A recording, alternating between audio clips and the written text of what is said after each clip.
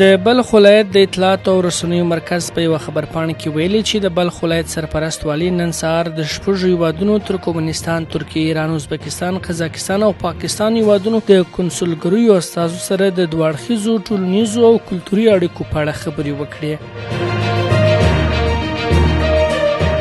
د نورستان ولایت په نورکرم ولسوالۍ کې د 25 میلیونو افغانیو په لګښت د یو چک ډیم او 2 کانالونو د رغولو چارې پیل شوې. د یاد ولایت د سیندیز حوزې رئیس محمد علي فاروقي وایي چې د کانالونو په جوړېدو سره به 400 جریب ځمکې ته د خوړو اوبه برابر شي. نوموړی وایي د دغو پروژو په پیلېدو سره به لسګونو ځوانانو ته د کار زمینه برابر شي.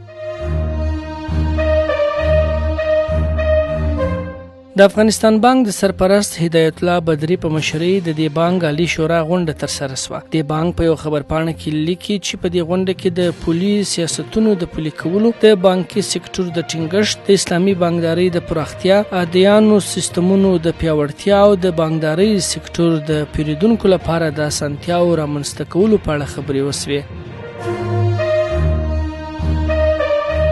د عامه روغتیا وزارت ویاند شرافت زمان امرخیل د ننګرهار په بټي کوټ ولسوالۍ کې د ګوزڼ یا پولیو وایروس د یوې مثبتې پیښې د ثبت خبر ورکړی دی. د وزارت پرون شنبه د یوې اعلامیې له لارې ننګرهار ولایت په بټي کوټ ولسوالۍ کې د ګوزڼ یوې مثبتې پیښې د ثبت خبر ورکړی و. د عامه روغتیا وزارت د معلوماتو له مخې دا په روان 2023 کال کې د پولیو دویمه مثبته پیښه ده چې په هیواد کې ثبتیږي.